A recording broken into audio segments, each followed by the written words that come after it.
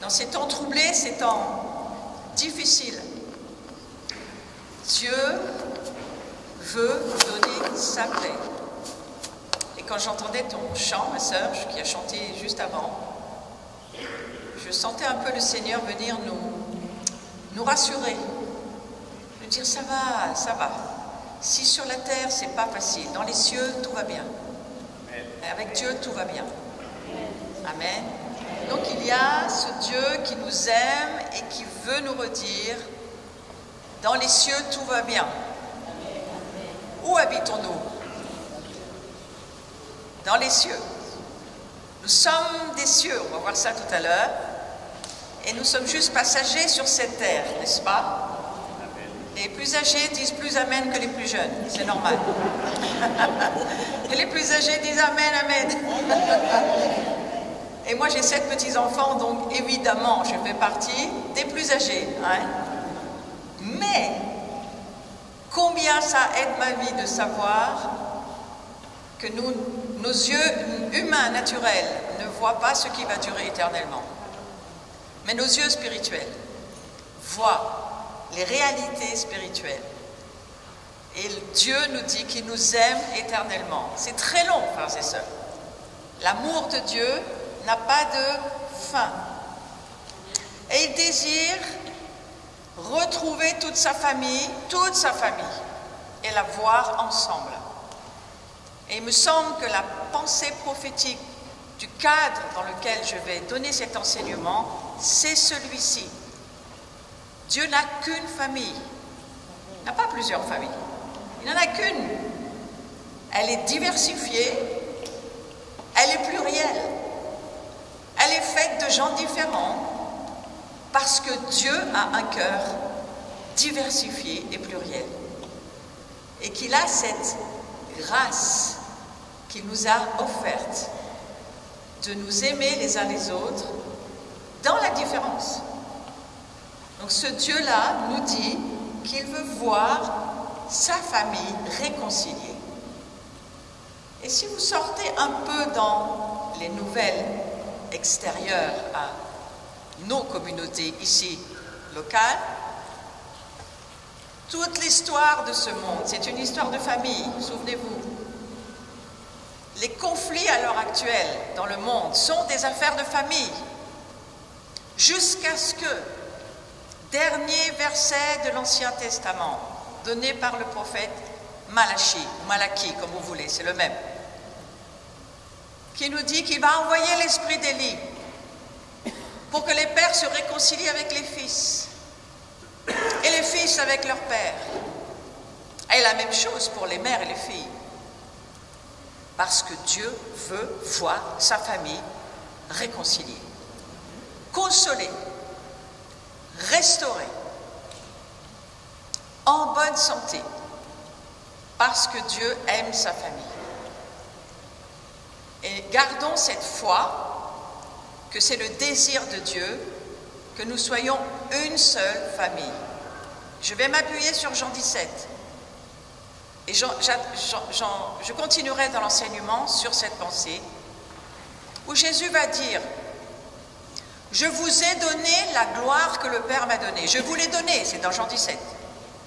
Je vous l'ai déjà donnée, dira Jésus. Pour une seule raison, une seule et simple raison.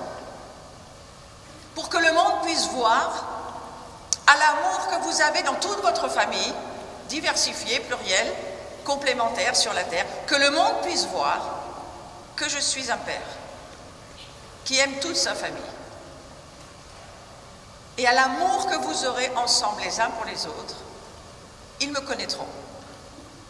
Est-ce que vous êtes d'accord d'entrer dans cette proposition de Dieu qui nous dit, est-ce que tu veux bien entrer dans mon cœur de Dieu, de Père, pour comprendre, pas par ton cerveau, mais comprendre par ton cœur que mon désir, c'est de voir ma famille réconciliée en amour.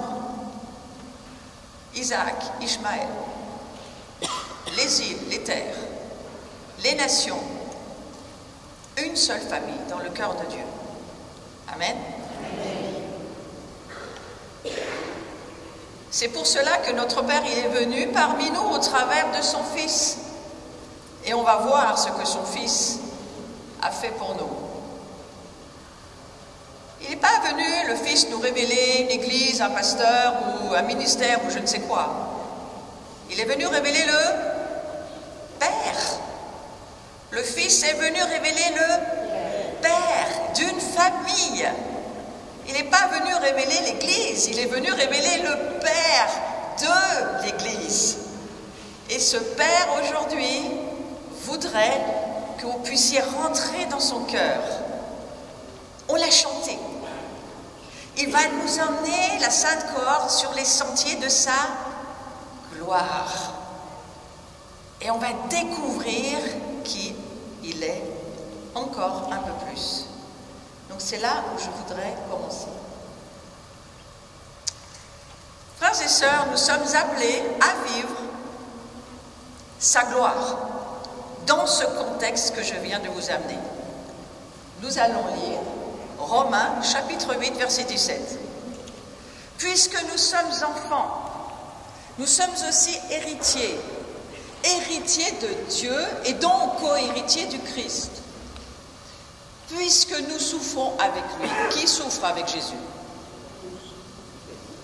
Il n'y a que moi qui souffre. Tous, nous souffrons avec Christ. C'est tout à fait normal. Parce que, à quoi va servir la souffrance? C'est pour avoir part à sa gloire. Donc je veux poser une pierre dès le début. Mettez un sens à vos souffrances.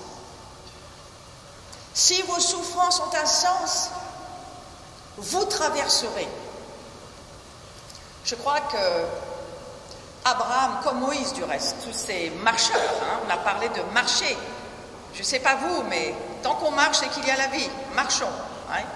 Et quand on regarde tous les patriarches dans la parole de Dieu, ils marchaient, mon Dieu, ils marchaient. Que ce soit les pères de l'Église, ils marchaient. Les moines pour amener l'évangile jusqu'en Chine, ils marchaient. Mais ils avaient dans leur pensée la vision de l'évangile.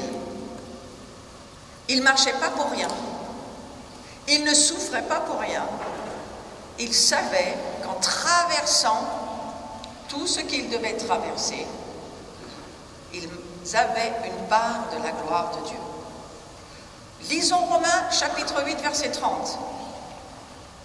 Ce qu'il a ainsi destiné, de qui parle-t-on? Oui, c'est de nous. Donc soyez attentifs, ça vous concerne aussi.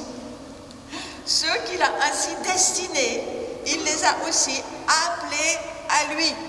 Et ceux qu'il a ainsi appelés, il les a aussi déclarés justes. Et ceux qu'il a déclarés justes, il les a aussi conduits à la gloire. On peut le lire dans une autre version, la seconde, je peux vous la lire aussi.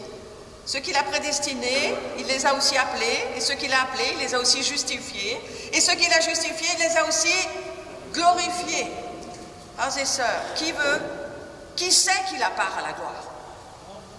Moi, je voudrais bien que vous n'hésitiez pas à lever votre main, parce que c'est de vous dont il s'agit. Il vous a justifié, vous êtes juste. Ne me parlez plus de vos péchés, dit Dieu, ils sont effacés, je ne m'en rappelle même pas.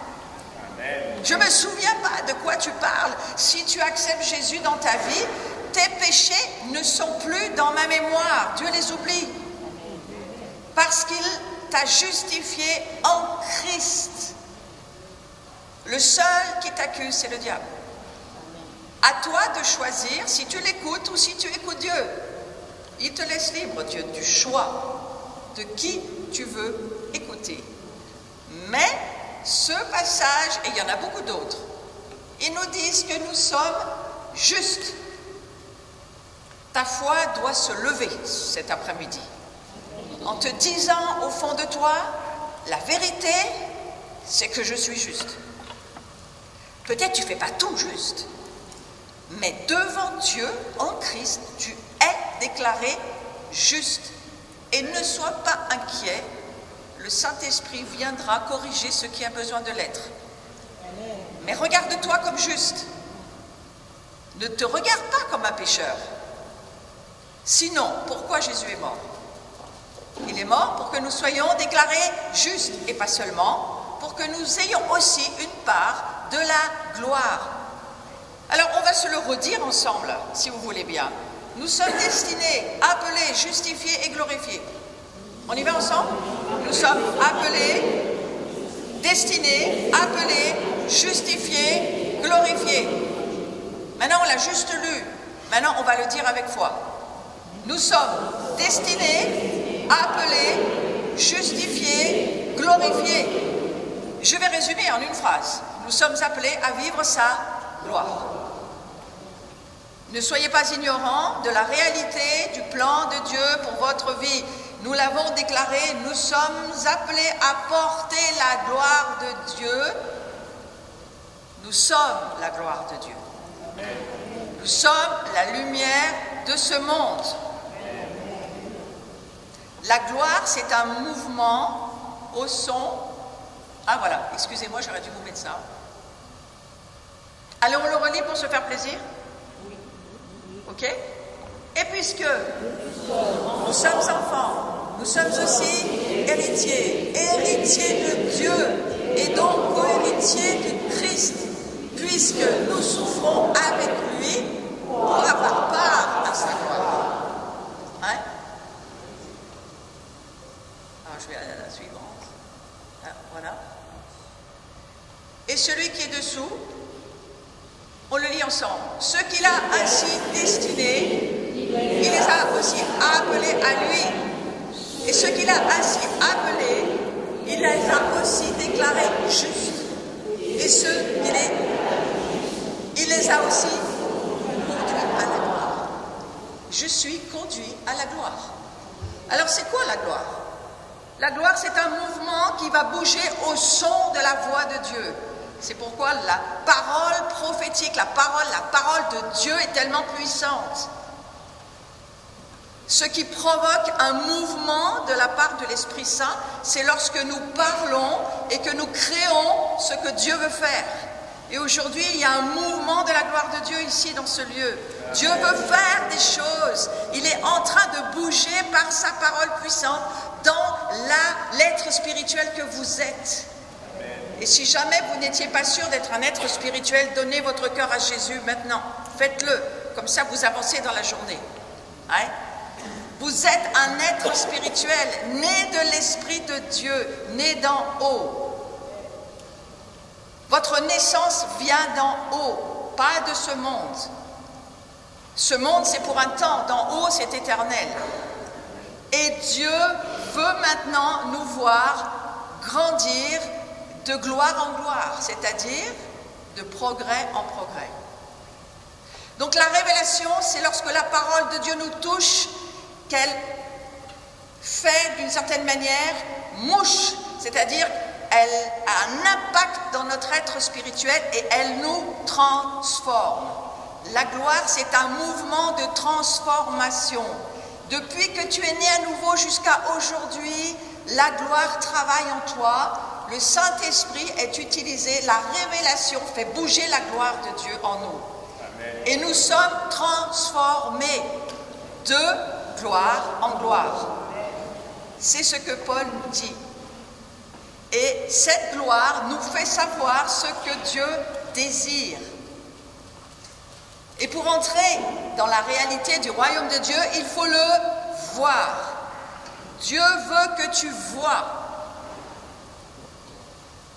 Voyez ce mouvement de l'esprit, ce mouvement qui va faire que lorsque Dieu parle, non seulement ton corps bouge, mais l'être spirituel qui reçoit la révélation est en train d'être transformé.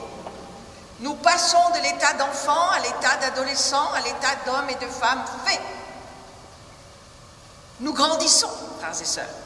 J'ai aimé la première fois que Carole m'accueille dans sa voiture, qu'elle vient me chercher avec mon mari à l'hôtel, elle me dit « On a tellement changé en une année. » Bien sûr, parce que moi je lui demande « Comment vas-tu » et elle me dit « Oh, nous changeons. » Ça, c'est la gloire de Dieu. Dieu veut que tu vois et que tu entres dans le royaume de Dieu. Il faut le voir. Dieu veut dévoiler ses mystères. Vous savez, un mystère, par définition, c'est quelque chose, justement, on ne sait pas, c'est mystérieux. Ouais. Mais un mystère, c'est une vérité à laquelle la raison humaine n'a pas d'accès. Mais elle ne peut être connue, cette réalité spirituelle, ce mystère, que par la révélation divine. Mais lorsque la révélation vient, tu changes, tu es transformé, tu bouges, ton être spirituel est en transformation. Qu'est-ce que va faire Nicodème? Nicodème, il vient de nuit rencontrer Jésus parce qu'il essaye de comprendre avec toutes les informations qu'il a. C'est un homme de la parole, la Torah, il la connaît bien, c'est un pharisien, il a plein d'informations sur Dieu. Il sait plein de choses dans son cerveau. Mais Jésus va lui dire quelque chose auquel il n'a pas accès. Jésus va lui dire, en vérité, je te le dis, si un homme ne naît de nouveau, il ne peut voir le royaume de Dieu. Nicodème ne comprend toujours pas. Il demande à Jésus, Jean, chapitre 3, verset 4. Comment un homme peut-il naître quand il est vieux? Peut-il une seconde fois entrer dans le sein de sa mère, naître? Et Jésus lui répond, en vérité, je te le dis. Si un homme ne naît d'eau et d'esprit, il ne peut entrer. Vous voyez, c'est pas voir là. Il ne peut entrer. Il faut voir pour entrer dans le royaume de Dieu, parce que ce qui est chair, et ce qui est né de l'esprit est esprit. Nous étions chair, naissance de père et de mère humains. Nous sommes esprits lorsque nous naissons de l'Esprit Saint. Nous naissons de la parole de Dieu et de l'Esprit de Dieu. Nous sommes des esprits aujourd'hui. Nous ne sommes pas des âmes vivantes, nous sommes des esprits qui avons une âme et qui vit dans un corps. Donc l'esprit que nous sommes maintenant a des capacités surnaturelles. Les dons de l'esprit en font partie, bien sûr. Alors en d'autres mots, Jésus va dire à Nicodème, je suis d'une dimension que tu ne peux pas comprendre, Nicodème, avec ton cerveau, c'est impossible. Tu n'as pas accès. Tu ne peux avoir accès à cette dimension que si tu nais par la puissance du Saint-Esprit et que ton esprit, mort à ta naissance naturelle, devient vivant lorsqu'il me rencontre. Qu'est-ce qui se passe lorsque vous êtes nés à nouveau, frères et sœurs? La rencontre de l'Esprit de Dieu avec votre esprit vous a rendu vivant éternellement. Dites à vous-même, ça va durer très longtemps cette histoire. Ça va durer. Ton histoire avec Dieu va durer très longtemps. C'est éternel cette affaire. L'Esprit de Dieu qui rencontre l'Esprit de Christ. Et alors nous naissons d'eau, de la parole et de l'Esprit de Dieu. Si nous croyons de notre cœur, si nous disons de notre bouche, je crois que Jésus est mort pour moi, il a pris mes péchés, je crois qu'il est Dieu, je crois qu'il me donne la vie éternelle. C'est fait. Et tu nais d'une naissance surnaturellement spirituelle. Pour toujours. Où est ta peur de la mort? Nous avons besoin de voir par la foi la réalité du plan invisible de Dieu. La vie des hommes provenait ainsi de la gloire qui s'accomplissait dans la gloire. Et ça convergeait vers la gloire. Tout ce qui fait partie du royaume de Dieu est glorieux. Croyez à cette réalité du plan de Dieu, glorieux pour votre vie, frères et sœurs. Vos yeux naturels ne peuvent pas le voir, mais vos yeux spirituels le peuvent. Ouais? Vos yeux spirituels, vous pouvez voir avec vos yeux spirituels, par ce que dit la parole de Dieu, qui est la vérité, vous voyez la vérité de qui vous êtes. Vous n'êtes pas une masse de chair qui va vivre un certain nombre d'années et c'est fini. Non, bien sûr que non. Dieu est esprit. Et il est en train de se recréer une famille qui va naître de l'esprit. Nous ne sommes plus comme les anciens Adam et Ève qui naissaient de la poussière et regardaient l'échec de ce qui s'est passé parce que la chute est arrivée. Satan les a trompés et finalement, ils sont morts spirituellement. Mais Dieu va ramener en Jésus-Christ, par son Fils, il va ramener une création nouvelle. Et c'est ce que nous sommes aujourd'hui. Nous sommes des hommes et des femmes d'une nouvelle création, remplis de la gloire de Dieu. Hein? Je vais vous aider un tout petit peu sur le sujet. Ce verset a transformé ma vie il y a quelques années, il pourrait bien transformer la vôtre. Je vous dis des tas de choses qui viennent de la parole de Dieu, mais ça peut tout à fait n'avoir aucun effet. Comme ça peut transformer pour toujours votre être intérieur.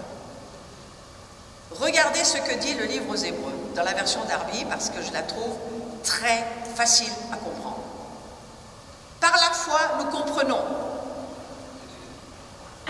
que les mondes ont été formés par une parole de Dieu, de sorte que ce qu'on voit ne provient pas de ce qui est manifeste. Nous comprenons par la foi, nous ne comprenons pas par notre cerveau, frères et sœurs. C'est pour ça que les apôtres n'avaient pas fait pour la plupart des grandes études théologiques, ni les universités. Mais la foi donnée par Dieu leur a ouvert l'entendement et ils ont commencé à voir les réalités invisibles comme visibles. Ils ont commencé à voir que Jésus n'était pas un homme humain, mais le Messie. Et Jésus va dire à Pierre, comment tu sais que... Pierre, qui dis-tu que je suis? Tu es le Messie, le Christ, le Fils du Dieu vivant. Et Jésus va lui dire, Pierre, c'est pas ton cerveau qui te l'a fait savoir. C'est mon Père qui vit en toi. Et il t'a donné la compréhension spirituelle. Qui voudrait plus de foi aujourd'hui? Seigneur, je prie que nos yeux spirituels s'ouvrent aujourd'hui pour voir et entrer dans la réalité de ton royaume. Voir et entrer dans le monde de la gloire de Dieu. Voir et entrer dans qui est Dieu, qui je suis. Voir et entrer dans la révélation du Christ, le Messie, Jésus-Christ, mort et ressuscité pour nous. Si nous entrons dans cette révélation de qui il est la tête, alors que nous sommes son corps, nous verrons qui nous sommes. Si vous voyez la tête, vous voyez le corps. Et nous avons besoin de voir ce Dieu, nous avons besoin de voir le Messie pour entrer dans la révélation et pour la vivre. Face à ce qui arrive, frères et sœurs, nous traversons. Dis avec moi, je vais traverser les difficultés. Parce que en moi, il est tout puissant. Avec ou sans la gloire. La foi, c'est cette capacité d'intégrer dans notre quotidien les réalités du ciel. Il faut le vivre dans notre quotidien. Tous ceux qui souffrent, dit l'Écriture, vont régner avec Christ. On est bien placés sur la liste, frères et sœurs. On n'est pas les premiers sur la liste. Il y a des nations qui souffrent bien plus que nous. Mais préparons-nous parce que nous allons, quoi qu'il en soit, souffrir. Mais si nos souffrances ont un sens, je vous le redis, sachez que chaque souffrance que nous traversons pour le Christ, je ne parle pas des maladies que le diable nous envoie, de celles-ci pour être guéris, mais je parle des souffrances pour l'Évangile, des souffrances pour Christ, des souffrances pour garder la foi, pour communier avec Christ dans ce monde, à ce que son nom soit connu. Ceux-là régneront avec lui dans l'éternité et dans le millénium. Qui voudrait faire partie du gouvernement de Dieu dans le millénium? Moi, je ne souhaite pas balayer le hall d'entrée 1000 ans. Je préfère faire autre chose. J'espère que vous aussi. Ouais. Si vous êtes là, c'est parce que Dieu sait que c'est possible pour vous. Dieu veut se dévoiler. Souvenez-vous que la foi, c'est une capacité d'intégrer. Nous intégrons, nous comprenons, nous reconnaissons, nous voyons, nous entrons dans la réalité spirituelle, dans les réalités invisibles, nous entrons dans la révélation de qui nous sommes, nous entrons dans la révélation du royaume de Dieu, nous entrons dans la révélation de qui nous sommes en Christ par la foi. La foi vient de ce que nous entendons, de ce que Dieu nous dit, pas de ce que ce monde nous dit. sans la gloire. Avec la gloire, je vous promets que c'est mieux que sans. Ici, comme je n'ai pas le temps de faire un enseignement très long sur ça, je fais très vite, alors on va faire simple. Ici, lorsque la gloire habite chez vous, voilà à quoi vous ressemblez. Ce n'est pas vous que nous voyons simplement la lumière de Christ et elle éclaire ce monde. Ici, c'est quelqu'un qui ne vit pas avec la gloire de Dieu en lui et tout ce qu'on voit, c'est son être intérieur qui n'a aucun intérêt. Vous comprenez? Dieu, c'est une chose que j'ai appris ces derniers jours. J'ai réalisé de plus en plus. Alors, je n'ai pas parlé d'un livre que je viens d'écrire, il est fini, il est en vente s'il vous intéresse. Il s'appelle Le chemin de la liberté. C'est une fois que j'ai fini d'écrire ce livre que j'ai eu cette révélation-là. La liberté, c'est la connaissance, l'expérience de la connaissance de la vérité. C'est l'expérience de la connaissance de la vérité qui nous rend libres. Alors oui, bien sûr, les ténèbres existent, oui, les démons existent, et j'ai écrit tout un livre pour qu'on en soit bien sûr que ce dont la parole de Dieu nous parle. Et ce livre, il s'appelle Le chemin de la liberté. Et ce chemin doit nous amener à quelque part, et c'est là qu'il m'a conduit. J'ai fini par voir, pour entrer dans la révélation, j'ai commencé par voir que là où les ténèbres s'exposent, la gloire surexpose. Amen. Oh, les ténèbres s'exposent aujourd'hui, frères et sœurs. On n'a pas besoin de faire des commentaires, il n'y a qu'à ouvrir les médias. Ouais. Pour ne pas dire le journal, on n'ouvre plus le journal aujourd'hui, mais on ouvre au moins les médias, d'accord. Et qu'est-ce qu'on voit? La corruption, les ténèbres partout. Elles s'exposent, elles se nomment, elles sont fières de s'appeler les ténèbres.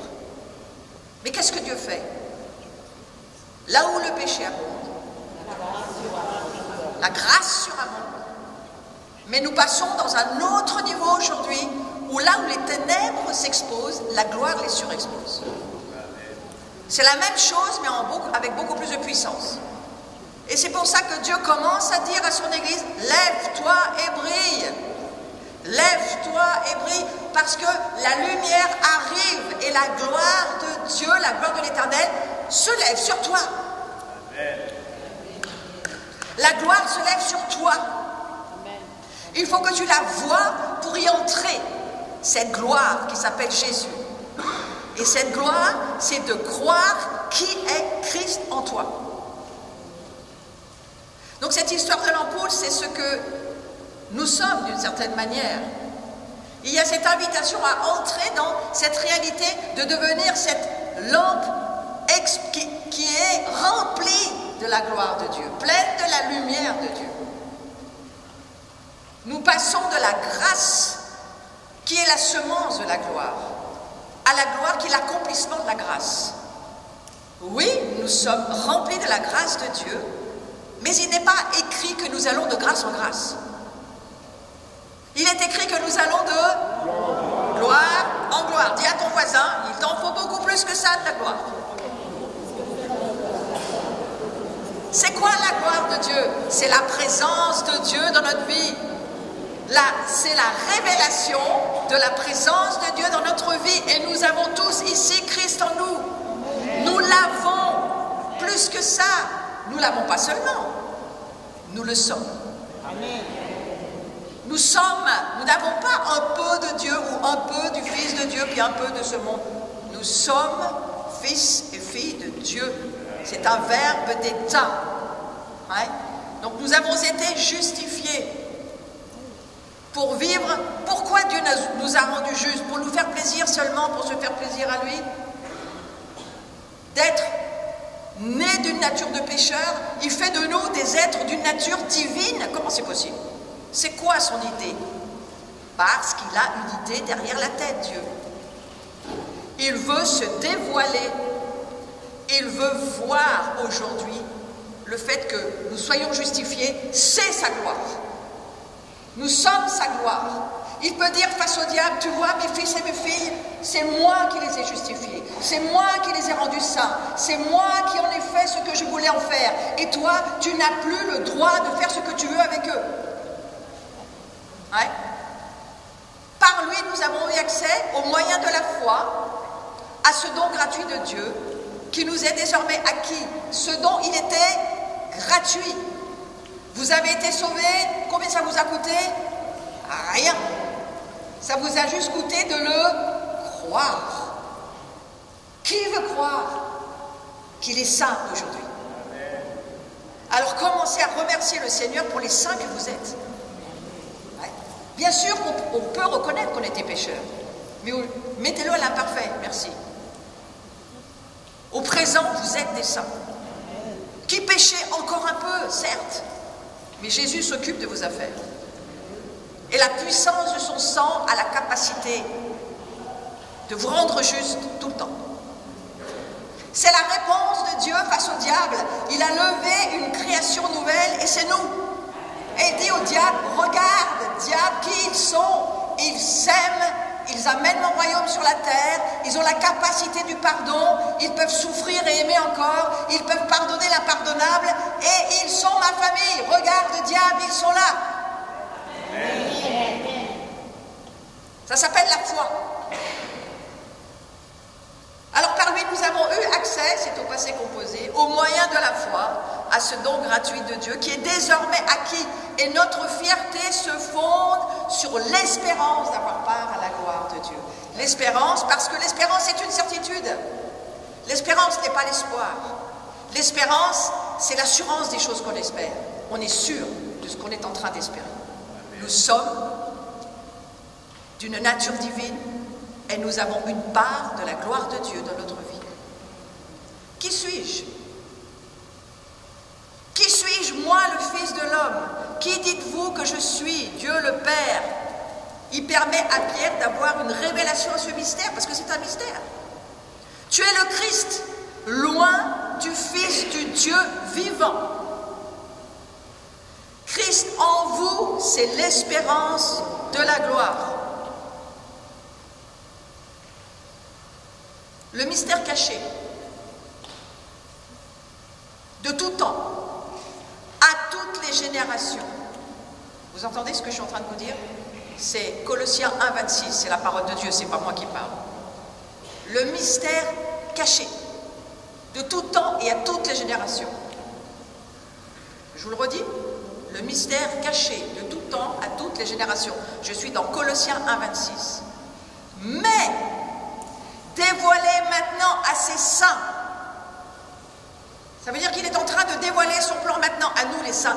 Il est en train de nous faire voir la vérité des réalités qui sont dans l'invisible, invisibles pour les humains dans le naturel, mais visibles pour ceux qui sont nés de l'esprit. Et ces réalités qui sont dans l'invisible, il les dévoile maintenant à nous, ces saints, à qui Dieu a voulu faire connaître quelle est la glorieuse richesse de ce mystère parmi les païens.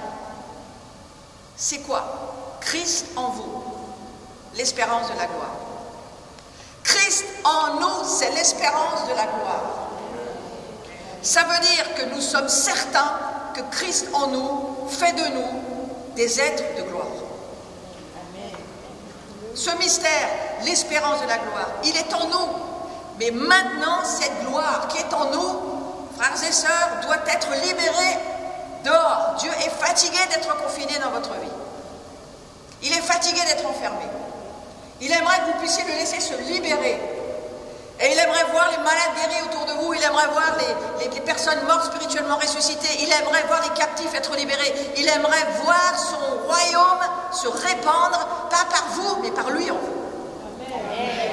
C'est ça sa gloire. Et il est décidé à vous faire participant de ses idées et de ses projets.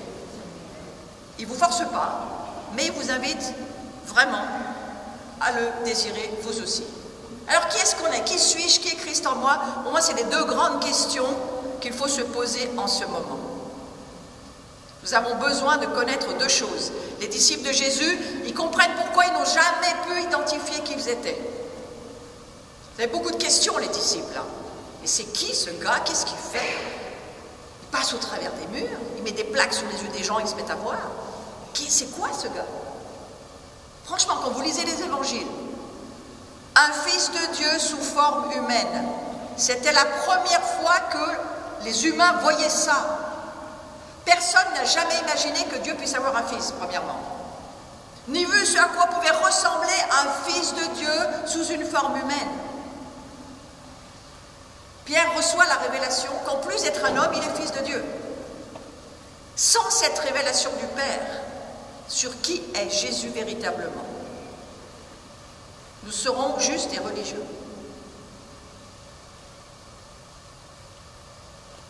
Nous vivrons de la religion. Mais si nous croyons que Jésus, ce n'est pas seulement un être humain, ouais, mais tu comprends, c'était Dieu. Non, pas seulement. Parfaitement Dieu, parfaitement homme. Rempli du Saint-Esprit, il avait laissé ses gloires dans les cieux. Il est venu sur la terre pour une seule chose, Jésus. J'aimerais nous le redire. Il est venu pour nous révéler qui nous sommes.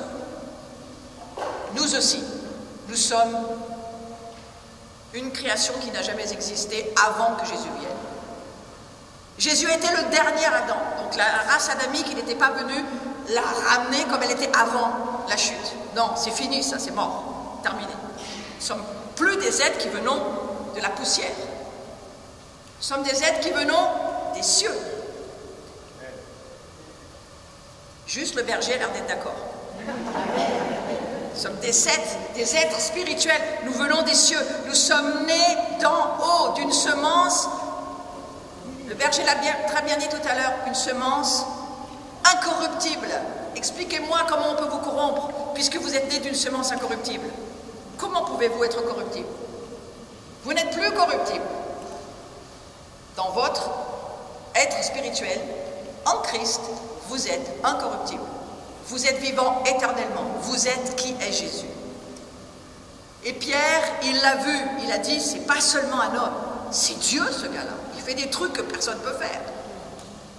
Et lorsque vous allez voir que vous allez guérir les malades, ressusciter les morts, spirituels déjà, commencez par ça. Hein? Les gens autour de vous vont dire, mais t'es qui toi pour faire ça? Et vous allez dire, je fais partie de la famille de Dieu. C'est pas moi, c'est Dieu. Ouais. La création soupire, elle attend après la manifestation des fils et des filles de Dieu. C'est ça que Dieu attend. Mais la création attend aussi de voir se manifester la gloire qui habite chez vous. Parce que la gloire habite chez vous. Même si vous ne le savez pas. Elle habite chez vous. Donc Jésus, il est venu sur la terre pour nous montrer qui nous sommes. Il est ce à quoi ressemble, j'aime beaucoup cette idée, Dieu dans un être humain. Christ en moi, c'est qui je suis. Dieu habite chez moi, comment c'est possible? Jésus s'est conformé à notre image. Il s'est conformé à notre image. Mais on a tendance à dire, ouais, mais nous, lui c'est Dieu, on essaye de faire un peu ce qu'il fait. Non, non, c'est pas ça que Jésus est venu nous montrer. Il est venu pour nous montrer que lui, tel il est, tel nous sommes. Ce qu'il est venu vivre, c'est ce que nous avons à vivre, nous aussi. Il s'est conformé à notre image. Il s'est fait chair. Le Verbe s'est fait chair pour qu'on puisse être transformé semblable à lui. Vous savez pourquoi il nous faut une chair? Parce que certains pourraient dire, finalement, est-ce que ça nous rend service d'avoir une chair? Parce que dans le plan de Dieu, le Messie revient sur la terre. Oui, ça sera une nouvelle terre, des nouveaux cieux, mais ça sera sur la terre, et ça sera sur le mont des Oliviers qui va reposer ses pieds. Lisez Zacharie 14. Et ne me dites pas que nous sommes dans le Nouveau Testament et que l'Ancien n'a plus cours, c'est impossible. On ne peut pas comprendre le Nouveau Testament sans lire le premier livre, ce qu'on appelle l'Ancien Testament, qui n'a rien d'ancien, qui a juste besoin d'être renouvelé par Jésus. Amen. Donc, Jésus s'est conformé à notre humanité parce que le plan de Dieu, c'est qu'il ait une famille avec un corps qui, quand il reviendra, verra son corps glorifié. Nous allons nous voir dans notre corps glorifié quand Jésus revient. Et nous allons être tous ensemble. Ouais, et nous allons nous reconnaître. Peut-être un petit moment d'hésitation, mais nous nous reconnaîtrons. Parce que le corps que Jésus nous donne, c'est un corps qui va vivre aussi la gloire. Mais c'est dans la fin de l'histoire. Pour le moment, c'est notre esprit et notre âme qui sont en train de vivre la gloire de Dieu. Et pour certaines parties de certains corps, oui, ils commencent à connaître la gloire de Dieu aussi. Lorsque vous vivez un miracle créateur, c'est quoi selon vous? C'est la gloire qui touche votre corps. Donc il s'est conformé à notre image pour qu'on puisse être transformé et semblable à lui. Lisons Romains chapitre 8, verset 18. « J'estime d'ailleurs qu'il n'y a aucune commune mesure entre les souffrances de la vie présente, écoutez bien, et la gloire qui va se révéler en nous, ou qui va se révéler pour nous. C'est que la création elle-même sera délivrée de l'esclavage, de la corruption, là on a l'explication, pour accéder à la liberté, que les enfants de Dieu connaîtront, où ça? Dans la gloire. Romains 8, 18, version Semeur. Vous avez la version seconde, qui est peut-être encore plus claire, qui va dire « pour avoir part à la liberté de la gloire des enfants de Dieu ». Dieu vous a donné, mais plus que ça, a fait de vous, de moi, sa gloire. Je sais que ça peut paraître exagéré, mais je vais vous dire un truc, Dieu exagère. C'est pas moi qui exagère. C'est Dieu qui exagère. Dis à ton voisin, si Dieu exagère, qu'est-ce qu'on y peut? Hein? Qu'est-ce qu'on y peut si Dieu exagère? Hein? Vous avez déjà vu The Chosen, l'application? Si vous ne l'avez jamais vue, allez la voir. C'est le gars qui, au travers de son travail dans les médias, des centaines de milliers de gens se convertissent, simplement en regardant l'application The Chosen. Ah, les religieux vont vous dire, ouais, mais c'est pas si littéral que ça dans la parole. On s'en fout du moment que les gens rencontrent Dieu, non? Voilà. Donc quand vous regardez Jésus, et les gens qui regardent cette série, c'est pas une série, c'est une application. Mais dans cette application, il y a un but. Gagner des âmes à Jésus. Quand vous regardez Jésus, vous regardez l'opinion qu'il a de vous. Vous regardez Jésus et vous savez que c'est ce que Dieu pense de vous. Faites ce que Jésus fait. J'ai vu que c'était écrit quelque part, c'est là-bas. Faites tout ce qu'il vous dira. Ça, c'est la gloire de Dieu. Ouais. Et si il vous dit quelque chose, faites-le. Parce qu'au fond, c'est pas vous qui allez le faire, c'est lui. Mais il va vous le demander parce que lui, il ne veut pas le faire, il est dans les cieux. Il a besoin de vous. Le Père m'a dit, quand vous regardez Jésus, non seulement vous regardez l'opinion qu'il a de vous, mais plus que ça.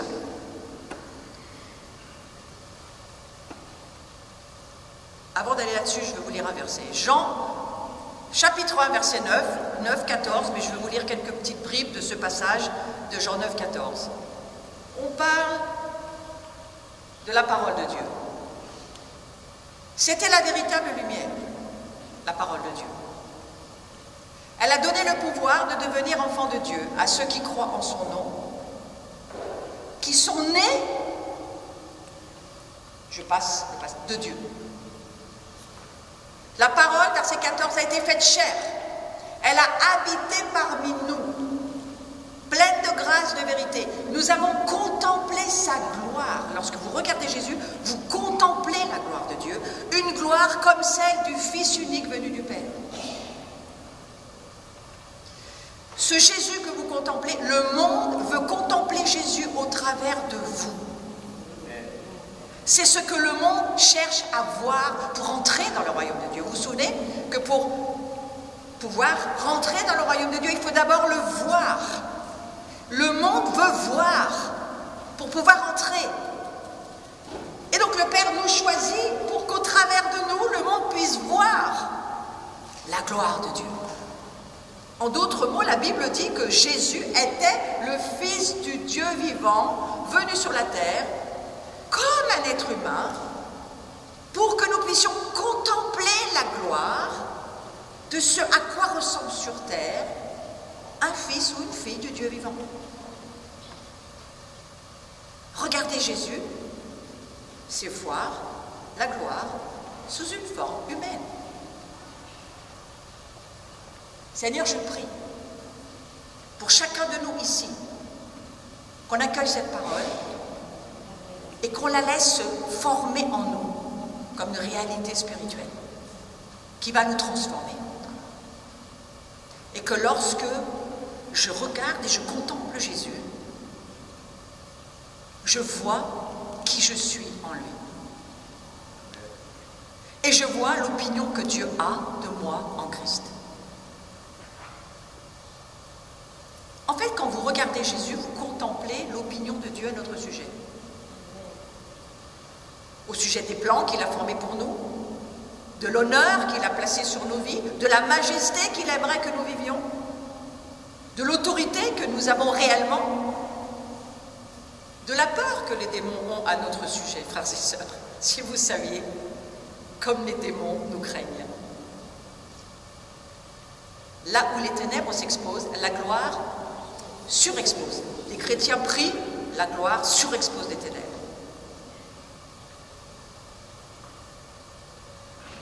Tout dépend des lunettes que vous avez mises avant de prier.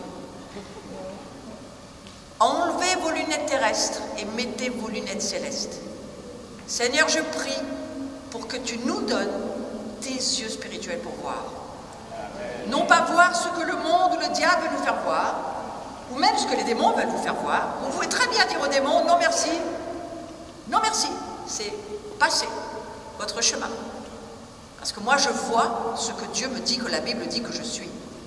Un fils, une fille de Dieu qui a l'autorité et la domination sur la création, pas les créatures, mais la création autour de moi. Pas les créatures humaines, mais les êtres spirituels méchants, bien sûr que oui. Jésus est venu nous montrer un autre niveau. Pardon, je vais redire ici. Jésus est venu nous montrer une autre dimension, un autre niveau de vie, une autre dimension de réalité invisible qui existe au ciel. Mais alors, quel genre de gloire, c'est là où je voulais aller, quel genre de gloire Jésus avait sur la terre? Alors on va lire, si vous voulez bien, on va lire ceci. Pardon, non, il faut que j'aille à l'autre. Voilà, c'est la suivante, excusez-moi, c'est celle-ci. Je vais vous lire le passage de Philippiens 2,5. Et je prie que cette parole tranche entre l'âme et l'esprit, transforme nos vies, nous amène à voir et à entrer dans la vérité, à la vivre et à le devenir. C'est comme ça que nous sommes transformés par la gloire de Dieu. Nous devenons ce que Dieu dit. Dites avec moi, je veux devenir ce que Dieu dit. Merci Jésus. Je deviens ce que tu dis. Lisons ce passage. Ayez en vous-même, alors je vais, oui, là c'est juste un petit résumé, mais écoutez d'abord le début de ce passage au verset 5. Là, vous avez seulement le verset 7. Ayez en vous-même la même attitude qui était en Jésus-Christ, regardez-le avec humilité, à qui, bien qu'il ait existé dans la forme de l'essence immuable de Dieu, ne considérez pas l'égalité avec Dieu comme une chose à saisir ou à affirmer, mais il s'est vidé, ce que vous avez sur le visuel, il s'est vidé, il s'est dépouillé lui-même en assumant la forme d'un esclave, serviteur, en étant fait à la ressemblance des hommes, il est devenu complètement humain, il était sans péché, il était pleinement Dieu, pleinement homme, c'est ça que ça veut dire. Après avoir été trouvé en apparence extérieure en tant qu'homme, il s'est humilié en devenant obéissant au Père jusqu'à la mort, même la mort sur la croix. Verset 9, pour cette raison aussi, la raison du fait qu'il a obéi, qu'il s'est humilié, Dieu l'a hautement exalté et lui a accordé le nom qui est au-dessus de tout nom. Et je vais aller assez vite là-dessus. Les fils kainos. Qu'est-ce que ça veut dire ce mot kainos? Quand on dit nous sommes une nouvelle création, nous sommes une création kainos, c'est le mot nouveau, nouvelle. La nouvelle alliance, l'alliance kainos, en grec, ça veut dire nouveau, nouvelle. Quelque chose qui n'a jamais existé, que personne ne connaît. Quelque chose qui vient des réalités invisibles de Dieu. Écoutez, en effet, je vous lis un passage de l'Écriture. En effet, ceux que Dieu a connus d'avance, il les a aussi destinés d'avance, on l'a lu tout à l'heure, à devenir conformes à l'image de son Fils, afin que celui-ci soit l'aîné de nombreux frères et sœurs. Romains 8, 29. Vous l'avez à gauche. Regardez dans cette traduction ce que Dieu nous dit. Dans le Fils, c'est une traduction que vous n'avez jamais lue mais qui peut vous éclairer autrement. Dans le Fils, nous pouvons voir le modèle original désiré par Dieu pour notre vie. Le modèle original désiré par Dieu pour notre vie. Il est le premier-né de la matrice, on parle de Jésus, révélant notre propre genèse. Voilà cette traduction de Romains chapitre 8, verset 29. Dans la traduction The Mirror. Et parfois, il faut changer de traduction pour comprendre autrement, par la foi, avoir une autre perspective de Dieu. Et cette perspective, elle nous explique que Dieu a fait de Jésus le modèle original désiré par Dieu pour nous. Pour nous. Il est né dans la matrice de Marie, mais ayant pour père Dieu, et il a révélé notre genèse, le Christ, parce qu'il est parfaitement Dieu. Et pour façonner notre avenir, il faut revenir dans les lettres de Paul. Paul, il a choisi ce mot kainos pour décrire le changement miraculeux opéré par Jésus-Christ dans le cœur de l'humanité. Ce mot kainos, qui veut dire si quelqu'un est uni à Christ, il appartient à une kainos création, une nouvelle création, une recréation. Les choses passées sont passées, elles n'ont rien à voir avec ce que nous sommes aujourd'hui. Ce que Christ a fait n'a rien à voir, ce n'est pas une rénovation, ce n'est pas une restauration. Il n'a pas changé les papiers peints de l'enfer d'où nous venons. Il a recréé par le Saint-Esprit, le Père et le Fils, on recrée une création qui n'existait pas avant. C'est pour ça que Jésus s'appelle le dernier Adam. La race adamique n'existe plus. Si vous lisez le livre aux Hébreux, vous allez voir que Jésus va naître dans cette matrice de Dieu. En ouvrant une porte, il s'appelle la porte Jésus, spirituelle, dans laquelle toute l'humanité va pouvoir entrer, qui s'appelle la race de Melchisédek. Ça, c'est le livre des Hébreux. C'est le Nouveau Testament révélé, et qui vous dit, je suis l'alpha et l'oméga, je n'ai ni commencement ni fin, je suis la tête, tu es le corps, et je t'offre ma vie éternelle. Toi aussi, tu peux être qui je suis, parce que je vis en toi. Celui qui demeure en moi, je demeure en lui. Jean 15. Amen. Donc ce fameux kainos, je sais, je vous loin un peu, mais je vais continuer. Qu'est-ce que ça veut dire kainos? Ça veut dire, je vous amène une dimension que vous avez sans doute jamais entendue, mais j'espère que ça vous aidera. Quiconque est en union avec Jésus étant un nouvel être. Un être, kainos, un être qui n'a jamais existé. Une nouvelle kainos, une nouvelle espèce, au-delà de notre humanité, vivant en union avec Dieu, c'est qui nous sommes. Une espèce à laquelle Dieu a donné une capacité. La grâce. Pour manifester son royaume sur la terre et faire sa volonté. Selon le dictionnaire Strong, je suis allée chercher ce mot kainos, qu'est-ce qu'il veut dire? Une nouvelle sorte. Nouvelle sorte, ça veut dire quelque chose qui est nouveau, qu'on n'a jamais vu, sans précédent. Mais ça veut dire qu'il n'y a pas de précédent. Il n'y a pas de chose avant que ça arrive. Rare, inouï. Vous voyez, nous sommes des gens quand même inouïs, c'est rare. Nous sommes des gens bizarres. Ouais. Nous avons la capacité de monter, de descendre, de faire des choses que l'humain ne peut pas faire. Inconnu parce que c'est pas connu, justement. Frères et sœurs, c'est ça que nous sommes. Nous sommes... Allez, on va continuer un petit peu plus dans le mystère. J'espère que vous avez lu Le Château intérieur de Thérèse d'Avila. C'est une culture catholique. Moi, je suis protestante, mais j'ai lu ce livre, Le Château intérieur de Thérèse d'Avila, tellement magnifique, où Thérèse d'Avila va dire « Je me noie dans la contemplation, nous ne sommes plus des chenilles, nous sommes devenus papillons. » C'est Thérèse qui veut dire. Vous êtes nés à une vie nouvelle, non d'un homme mortel, mais d'une semence immortelle. La parole vivante et éternelle de Dieu. Waouh! Vous savez, la chenille que nous étions, elle peut être belle, maquillée, jolie, elle a mis des jolis vêtements, vous voyez, elle a de jolies couleurs cette chenille, mais ça reste à rampant. Ce que Dieu voudrait que nous devenions, c'est une recréation. Une création née de Dieu, née d'en haut, qui peut voler dans le monde spirituel, dans le monde prophétique, dans le monde de Dieu, où on peut savoir des choses que personne ne peut savoir, mais Dieu peut dire par une parole de connaissance à quelqu'un, mon frère, ta vie va totalement changer aujourd'hui parce que Dieu te dit qu'il se passe quelque chose dans ta famille. Ça s'appelle une parole de connaissance. Je ne vous dis pas à qui elle est adressée, celle-ci. Nous sommes une espèce qui va au-delà de la vie sur la terre. Lorsque vous priez, où est-ce que vous allez? Tu fermes la porte de ta chambre et le Seigneur est avec toi. Comment c'est possible? Où est-ce que tu te trouves? Pas seulement dans ta chambre, enfin ma sœur. Ton esprit monte dans les cieux et se trouve dans les lieux célestes. Parce que nous sommes assis avec Christ dans les lieux célestes. Comment c'est possible ça? C'est pas des histoires. C'est un mystère qui demande d'avoir la foi pour y croire. Hein? Et je vous rappelle que les mystères sont donnés pour que nous, on puisse avoir la révélation. Et la révélation fait avancer la gloire de Dieu.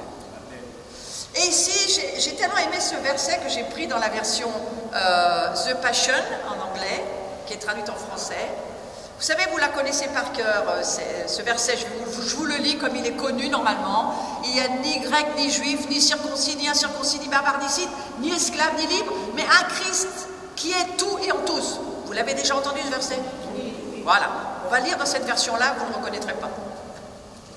Dans cette nouvelle création, votre nationalité, votre ethnicité, éducation, statut économique ne font aucune différence. Ils n'ont aucune valeur. Car la véritable valeur de cette nouvelle vie en Jésus-Christ, il vit en chacun d'entre nous. C'est Jésus-Christ qui vit. Cette véritable valeur, c'est Jésus-Christ qui vit en chacun d'entre nous. Ça élimine énormément de prières et d'attention de prière.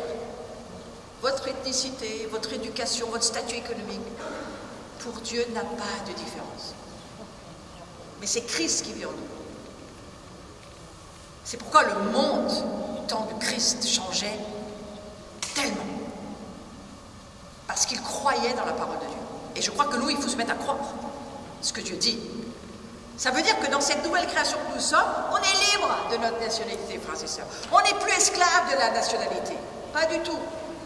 C'est une faveur que Dieu nous fait d'être français comme d'autres Américains ou comme d'autres Chinois. Mais on est libre de ça. Ça n'a rien à voir avec qui nous sommes. Ce n'est pas notre identité. Absolument pas. Notre ethnicité, on en est libre. Notre éducation, notre statut social, on en est libre. On peut être riche, on peut être pauvre. C'est mieux d'être riche que d'être pauvre. Mais ce n'est pas ton identité. C'est pas ce que nous faisons qui forme notre identité. Notre identité est en Christ. C'est le papillon que nous devenons de la chenille que nous étions.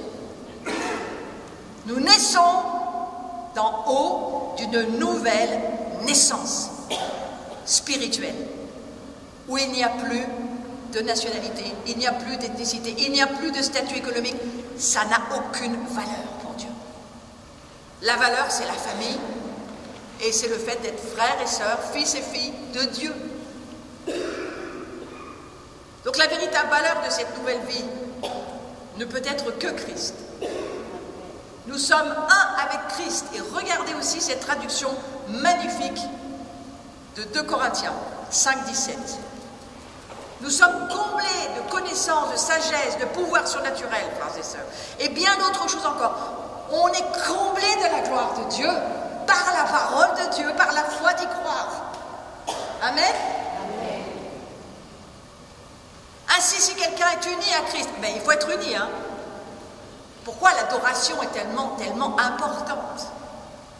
Lorsque ton esprit s'unit à celui de Christ, la communion des esprits avec l'esprit de Christ va créer tout ce que Dieu veut créer. Il ne le crée que par l'union avec Christ, il ne le crée pas ailleurs que là. Donc si quelqu'un est uni à Christ, il appartient à une kainos création, une nouvelle création. Les choses anciennes sont passées, voici les choses kainos, les nouvelles, inouïes, qu'on n'a jamais vues, inconnues, qu'on ne connaît pas. Toutes ces choses-là, elles sont en train d'arriver. Donc tu es en train tu es en train de pouvoir voir qui tu es dans le Messie. Tu es en train de pouvoir voir les capacités que Dieu te donne de passer de la grâce à la gloire et de voir que lui en toi, tout est possible avec Dieu. Ce ne sont pas seulement des mots, c'est une manifestation de la parole de Dieu qui forge en nous ce que le Père désire, que nous fassions partie de sa nature. Pierre d'ailleurs va dire, nous sommes participants de la nature divine. Pierre va le dire, nous participons à la nature divine. Nous n'avons pas deux natures, nous ne sommes pas schizophrènes, nous ne sommes pas bipolaires. À la croix, Jésus prend notre vieille nature pour nous donner la sienne. Je reçois à la croix qui je suis. Waouh, je m'identifie dans la résurrection et je deviens cet être glorieux qui va grandir de gloire en gloire. Allez, je vous fais rêver un petit peu. Nous sommes le rêve de Dieu. Nous sommes le rêve de Dieu. Est-ce que vous voulez maintenant lui dire, eh bien, il faudrait que ça vienne. Il faudrait que ça vienne, ce rêve de Dieu que je suis. Est-ce que je peux le devenir? Oui. Est-ce qu'il est trop tard? Non. Non. On peut se lever le matin tout à coup et une révélation nous transforme totalement. Et nous passons d'un Saul à un Paul. Par lui, écoutez ce que Dieu nous dit concernant son rêve. Par lui, nous avons accès aux moyens de la foi. Sans la foi, il n'y a rien. On ne comprend rien sans la foi. On ne comprend pas la Bible avec notre cerveau. On ne comprend pas le monde surnaturel avec notre cerveau. On ne peut juste rien comprendre. On peut faire que de la religion. Par contre, par la foi, on entre dans la réalité du monde de Dieu et on le devient. Dis à ton voisin, ça c'est intéressant. Prends la clé de la foi et deviens ce qu'il est en train de te dire. Et tu n'as rien à faire pour ça. Tu n'as qu'à croire. Tu n'as qu'à croire. Vous savez pourquoi Jean-Baptiste, il ne s'est pas énervé, mais quand même un peu. Quand il a vu toutes ces personnes qui arrivaient au bord du Jourdain, puis il leur disait, vous savez, il va falloir changer votre mentalité parce qu'on ne va pas y arriver. Vous avez une mentalité d'esclave et vous avez un gars qui vous dit que vous devenez des rois et des reines et des prêtres. Comment ça va être possible? Il faut quand même un changement de mentalité là. Et c'est là où on en est nous aussi aujourd'hui. On n'est pas des êtres naturels pour vivre et mourir et servir d'engrais pour les arbres qu'on va planter sur vous le jour où vous êtes mort. C'est pas à ça qu'on sert. Non, nous sommes des êtres spirituels éternellement vivants. Éternellement vivants. Et votre corps un jour sera glorifié. Et vous êtes en train de comprendre que vous entrez dans le rêve de Dieu, enfin des hommes et des femmes qui vont finir par me croire. Ouais. Donc nous avons accès aux moyens de la foi, à ce don gratuit de Dieu, et ça je suis sûre qu'ici, une grande partie d'entre nous, on sait qu'on est sauvé par la grâce de Dieu. Amen. Qui est-ce qui sait qu'il est sauvé par la grâce de Dieu? Amen. Tout le monde ne le sait pas. Alors maintenant, ceux qui ne le savent pas, je vous dis, c'est le jour de donner votre vie à Jésus. C'est le jour de saisir que Dieu veut vous sauver. C'est son rêve. Il veut récupérer sa famille. Et il voudrait que vous puissiez accueillir dans votre cœur Jésus-Christ le Seigneur, le Sauveur. Parce que c'est lui qui sauve, c'est lui qui transforme, c'est lui qui ouvre la porte pour entrer dans le royaume de Dieu. Il n'y a pas d'autre porte. Mais il est la porte. Et cette porte-là, elle te sauve pour l'éternité. Et tu rentres dans son rêve. Si tu ne l'as jamais fait, fais-le maintenant. Seigneur, rentre dans mon cœur. Je ne te connais pas, mais viens dans ma vie parce que moi je vais te sauver. Je veux vivre éternellement avec toi, dans ton royaume. Même si je ne le vois pas encore, je veux le découvrir. Prends mes péchés, parce que je veux recevoir cette nature de gloire. Et si ça en intéresse quelques-uns ici, levez votre main pour montrer aux cieux que vous êtes d'accord avec ça. Non, ça, tous ceux qui lèvent la main, vous êtes d'accord. Moi, je parle aux personnes qui ne l'ont jamais fait. Qui ne savaient pas, vous ne saviez pas que vous aviez besoin d'un salut. Et vous avez besoin d'être sauvés. Alors levez votre main et dites, moi, aujourd'hui, je prends mon salut. Voilà, il y en a quelques-uns. Et je te dis, Dieu te voit. Dieu te voit. Et quand Jésus est invité, il vient. Attends-toi ce soir à faire un petit dîner avec lui. Hein, je frappe à la porte et celui qui m'ouvre la porte, on va se faire un gentil dîner aux chandelles ensemble. Et on va passer une bonne soirée. Hein. Donc ce soir, voilà, ceux qui avaient donné votre vie à Jésus, allez chercher de l'aide dans cette communauté et rentrez dans cette communauté pour apprendre à voir et à entrer dans le royaume. Et ensuite, il y a d'autres choses que Dieu nous propose, mais je voudrais finir un tout petit peu l'enseignement là-dessus. Mais il y a des moments où il faut prendre par la foi la chose que Dieu te propose. Et sans doute que Dieu veut sauver des âmes aujourd'hui.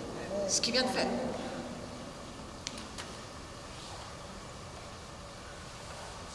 Nous avons accès au moyen de la foi, ce don gratuit de Dieu. Je vais peut-être arriver à finir ce verset.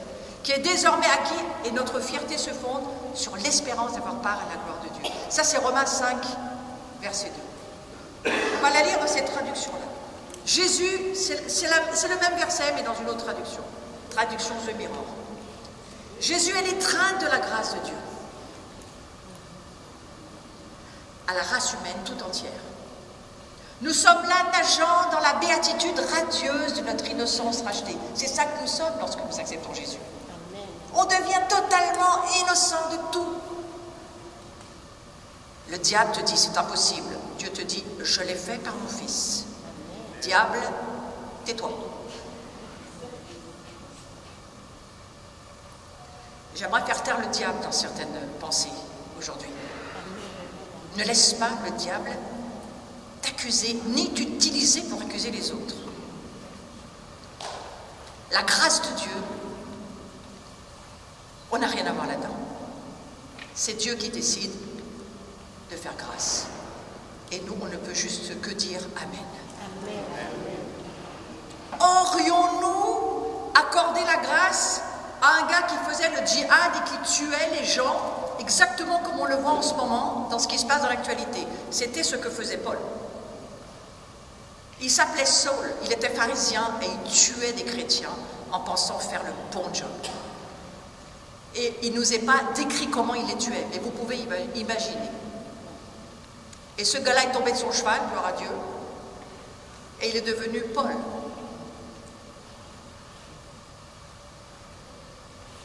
Mon frère, ma soeur, pardonne l'impardonnable par la grâce de Dieu. Et n'empêche pas qui que ce soit d'entrer dans la grâce. Libère la grâce. C'est ton travail de fils et de fille de Dieu. Et de pardonner l'impardonnable, parce que par le Saint-Esprit, tu peux le faire. C'est ainsi que le Christ veut nous voir avancer. Et c'est comme ça que la gloire de Dieu avance. Nous ne sommes pas Dieu, mais nous lisons l'Écriture. Mais vous aussi. Donc je reprends le verset. Jésus est l'étreinte de la grâce de Dieu à la race humaine tout entière. Il est l'étreinte. Nous sommes là nageant dans la béatitude radieuse de notre innocence rachetée. Nous sommes le rêve de Dieu devenu réalité. Est-ce que tu peux le dire à toi-même? Je suis le rêve de Dieu devenu réalité. J'espère que ça va changer ta soirée. J'espère que tu vas ouvrir une petite bouteille de champagne tout à l'heure en disant, ou si tu n'aimes pas ça autre chose, en disant, waouh, on est le rêve de Dieu devenu réalité. Oh, Jésus,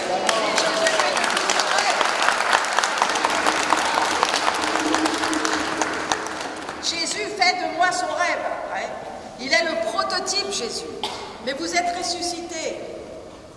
Recherchez donc les choses d'en haut. Recherchez les réalités d'en haut, là où se trouve le Christ, qui siège à la droite de Dieu. De toute votre pensée, tendez vers les réalités d'en haut, et non vers celles qui appartiennent à la terre. Car vous êtes morts, et votre vie est cachée avec Christ en Dieu. Vous êtes aussi, dira le début du verset, vous êtes aussi ressuscité avec lui. J'aimerais que tu puisses te voir aujourd'hui ressuscité. On se voit bien mort à la croix, mais il faut se voir ressuscité, frères et sœurs. Comment vivre dans la gloire si on ne se voit que dans la mort? Nous sommes ressuscités. Ouais. Et la résurrection, c'est la gloire de Dieu, le rêve de Dieu dans l'humanité, pour que le monde voit que Dieu est vivant. Ouais. Donc Jésus, il est le prototype de notre nouvelle création. Il est le prototype. Nous sommes les followers. Je ne sais pas comment dire en français. Les disciples, si on veut dire d'une manière plus religieuse. Mais il habite, voilà, il habite au ciel, Jésus. Et les fils et les filles de viennent des cieux, là où Dieu et leur Père habitent. Donc dites avec moi, ma vraie maison c'est là-haut. Donc t'inquiète pas trop pour la maison ici-bas et tout ce qui manque, c'est pas grave. Jésus donne ce libre accès de notre vivant. Pourquoi il fait ça? Parce qu'il a des raisons. Jésus va nous dire quelque chose de très important. C'est moi qui suis la porte. Celui qui entre par moi sera sauvé. Écoutez bien, la suite. Lisez-le avec attention. Il pourra aller et venir librement. Où ça? En haut, en bas, en haut, en bas, en haut, en bas. Comment c'est possible? Parce que nous sommes, au-delà de l'humanité, des êtres spirituels. Et lorsque nous prions, nous montons en haut. Lorsque nous adorons, nous montons dans les cieux. Et lorsque nous manifestons la gloire de Dieu, nous sommes pleins de Dieu et Dieu nous dit qu'on a des choses à faire, on redescend sur la terre et on va vivre dans notre quotidien cette gloire. On monte, on descend, on monte, on descend. Celui qui entre par moi sera sauvé. Il pourra aller et venir librement et il trouvera de quoi se nourrir. C'est ce qu'on appelle la dimension kainos, la dimension au-delà de notre humanité, nous sommes.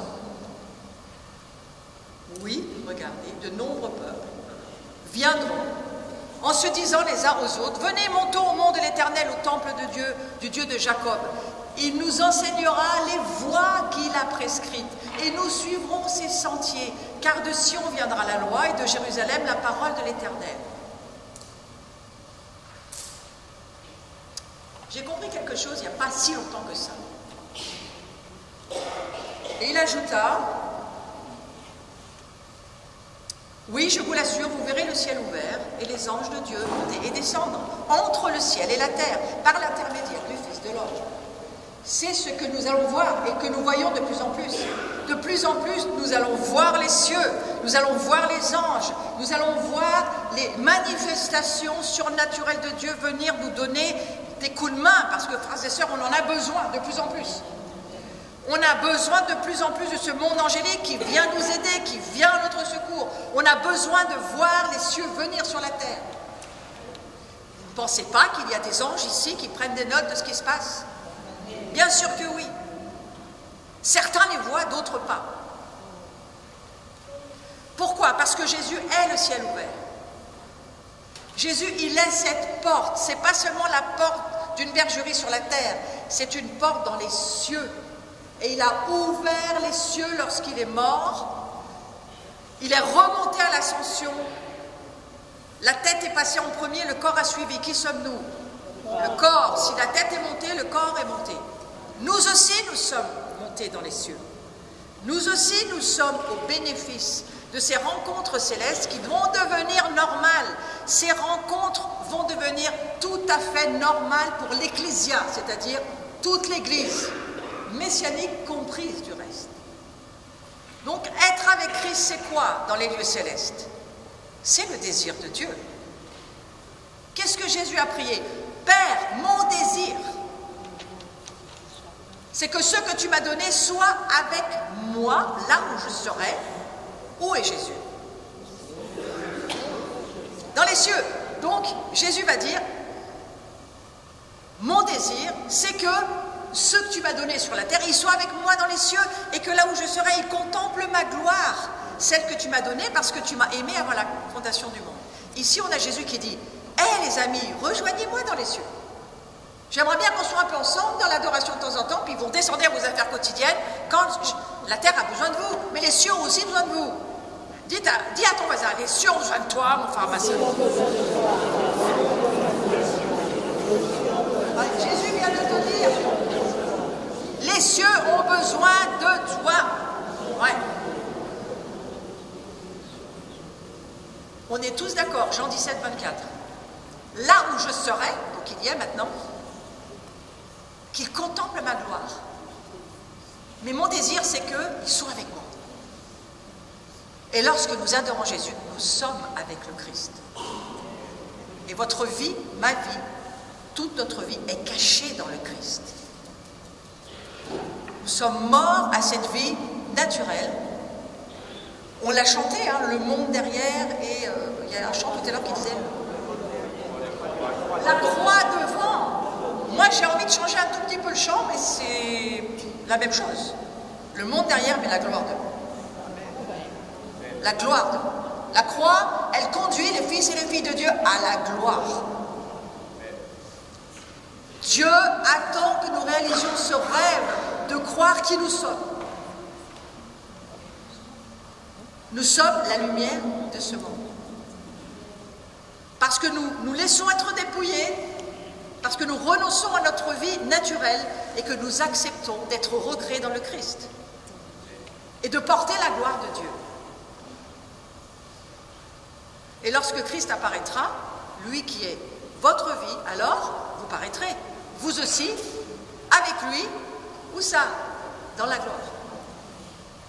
Mais Seigneur Jésus, aujourd'hui, tu veux lever ton peuple, lever ta famille, lever tes enfants. Et tu veux dire à chacun ici, chacun d'entre nous, lève-toi et brille. Lève-toi et brille.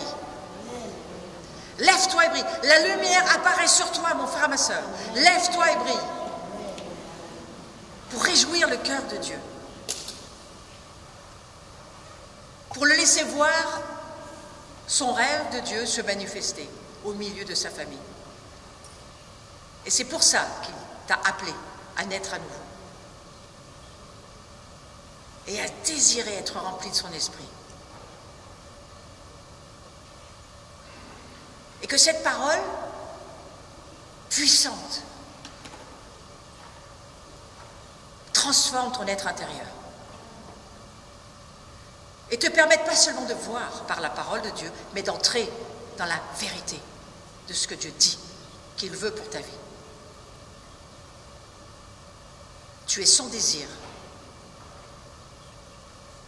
Tu es son amour. Il va donner son Fils par amour.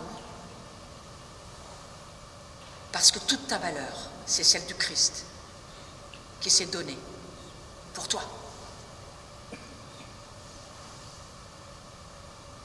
Et je te remercie, Saint-Esprit, de nous baptiser, de nous immerger dans les réalités spirituelles invisibles que tu viens de nous dire, de qui nous sommes, de qui tu es, de tes attentes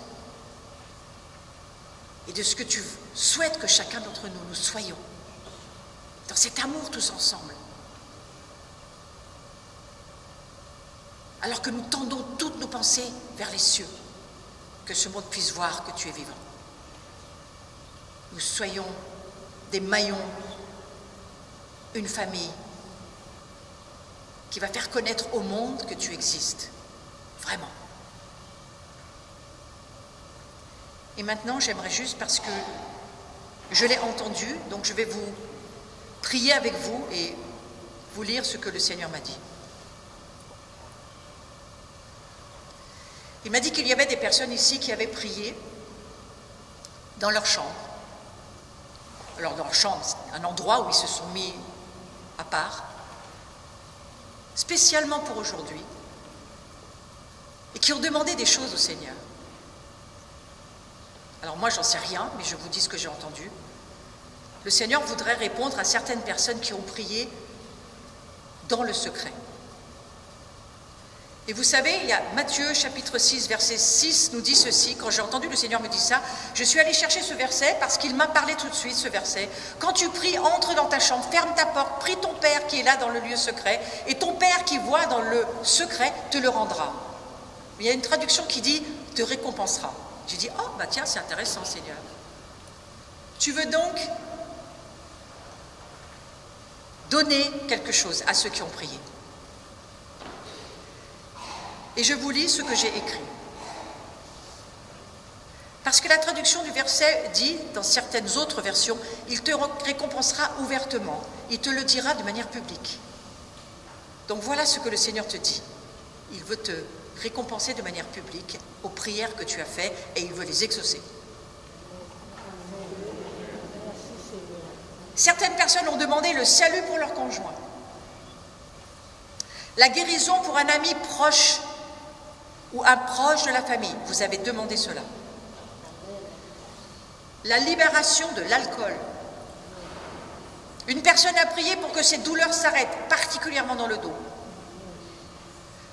Pour des problèmes aux yeux, il y a des problèmes aux yeux pour certaines personnes. Vous avez demandé la guérison. Je vous rappelle que Dieu vous dit, je suis en train d'exaucer votre prière. Des migraines récurrentes, le Seigneur est en train d'exaucer ta demande. Il y a un problème de cœur, un rétrécissement mitral de cœur, le Seigneur va régler ton problème. Il est en train de s'en occuper, il a entendu. Il y a un problème à une oreille gauche, des otites à répétition qui ont, je pense, amené une forme de surdité, ou je ne sais pas, le Seigneur touche ton oreille gauche. Il y a des inflammations à la gorge, comme des angines aussi inflammatoires. Ça va s'arrêter au nom de Jésus. Ces prières, elles sont entendues. Elles sont déjà exaucées. Et nous te remercions, Seigneur, de ce que ta grâce et ta gloire qui est là aujourd'hui accomplit ce qu'aucun homme ne peut faire. Mais ce que toi, parce que tu entends nos cœurs, tu peux réaliser. Et je te remercie et je souhaite que des témoignages soient envoyés au berger ou à la bergère de Christ est vivant pour qu'on puisse savoir ceux pour qui ça a été effectif. Il faut toujours rendre la gloire à Dieu. Je prie pour que chaque demande qui vient d'être nommée soit maintenant accomplie au nom de Jésus. Merci Seigneur pour la fin de ces maladies, la fin de ces infirmités. Et au nom de Jésus-Christ, je voudrais lier et chasser tout esprit d'infirmité de ce lieu au nom de Jésus. Des infirmités générationnelles, des infirmités familiales au nom de Jésus. Ça s'arrête maintenant. Un petit conseil de Dieu, pardonnez. Il y a là beaucoup de maladies, surtout articulatoires, des articulations, viennent par des non-pardons. Mon frère, ma sœur, tu as la capacité de pardonner. Toi, tu prends la décision et Dieu va le faire. Tu ne peux pas pardonner, mais tu peux prendre la décision de le faire. Et la puissance de l'Esprit Saint en toi, dans la nouvelle création que tu es, va libérer ce pardon. Prends une minute pour dire, Seigneur, je veux pardonner à ceux qui m'ont offensé, ceux qui m'ont blessé, ceux qui m'ont fait du mal, ceux dans ma famille qui m'ont maltraité, je veux leur pardonner, Seigneur, parce que c'est toi en moi qui le fais. Et je décide d'obéir à ta parole. Et maintenant, je veux prier pour les articulations. Il y a des articulations qui sont guéries maintenant au nom de Jésus. Des articulations d'épaule et des genoux, des hanches aujourd'hui. Et si vous avez besoin de bouger, bougez. Parce que parfois, c'est en bougeant que la guérison vient. Et il y a des guérisons sur les articulations au nom de Jésus. Si tu as un geste que tu n'as jamais fait, fais-le parce que tu vas pouvoir le faire. Et c'est comme ça que tu sais que tu es guéri. J'ai encore 2-3 choses à dire. Je prie en ton nom, Jésus, pour les captivités des esprits de tourment et de mort qui font partie dans certaines lignées familiales et qui habitent chez certaines personnes ici. Je les chasse au nom de Jésus, par grâce, tout simplement. Ne vous posez pas de questions, dites simplement ces démons s'en vont. Ils ne font plus partie de notre histoire humaine. Nous sommes des êtres spirituels. Et ces esprits de mort et de tourment s'en vont. Il y a des esprits de violence ancestrale familiale qui s'en vont au nom de Jésus. Soyez libres. C'est la grâce de Dieu. La manifestation de la gloire de Dieu, c'est lorsque Dieu vient et qu'il libère ta vie et que tu les chercheras demain, ils ne seront plus là. La violence s'arrête dans ta vie, mon frère.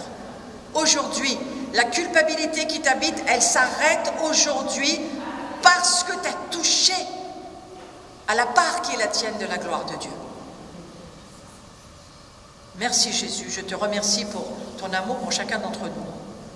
Et il y a une dernière chose sur laquelle je voudrais prier, que j'ai entendue, concernant les malédictions générationnelles.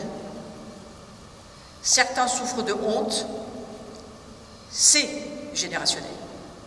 De jalousie et de rejet, c'est générationnel. Ce sont des choses qui se transmettent de génération en génération.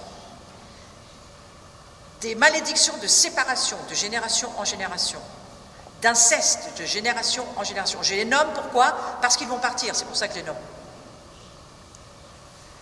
des esprits de convoitise, de vol, de maladie de cancer et d'avortement. Je vous ai parlé, vous sortez au nom de Jésus.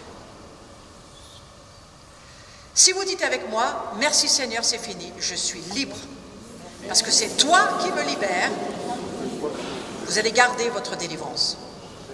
Je n'ai pas le temps d'aller sur ce sujet parce que mon temps maintenant se termine. Mais mes frères et mes sœurs, il y a un livre que j'ai écrit sur le chemin de la liberté. Vous pouvez vous le procurer parce que nous l'avons amené pour vous. Il y en a 50, peut-être pas un chacun, mais au moins ceux qui ont besoin. Une cinquantaine. Dans notre valise, on a amené ça pour vous aider. Pour que vous puissiez garder votre liberté et marcher dans la gloire de Dieu. Et Seigneur, je te remercie pour ta gloire. Est-ce qu'on peut juste applaudir le Seigneur ?